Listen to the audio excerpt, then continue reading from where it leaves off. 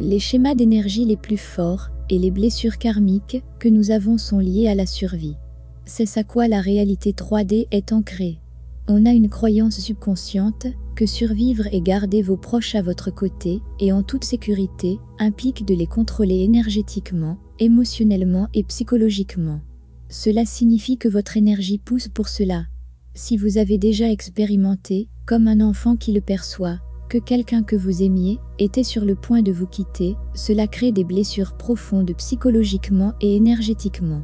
Ce sont des schémas subconscients. En fait, l'enfant sent que leur existence même est menacée par le fait que leurs parents les quittent.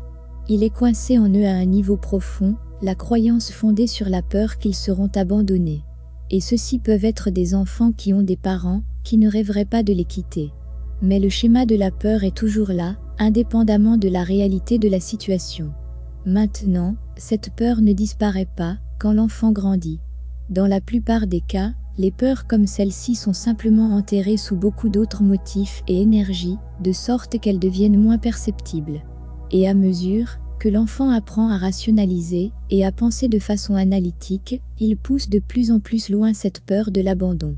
Sur le voyage de la flamme jumelle, ce truc est sûr de remonter à la surface, parce que cela vous empêche d'être ouvert à l'amour inconditionnel, votre âme va le pousser vers le haut. Que vous en ayez été conscient ou non, cela vous a empêché d'être complètement ouvert à votre jumeau. La peur vous a gardé hors de l'alignement avec l'amour. Ils sont sur les côtés opposés de l'échelle de vibration énergétique. Comme deux canaux de radio complètement différents, vous ne pouvez pas être syntonisés dans les deux à la fois.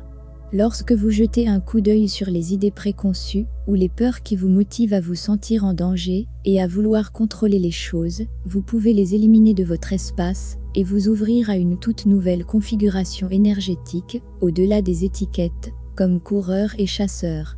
S'il vous plaît, ne croyez jamais que vous êtes un chasseur.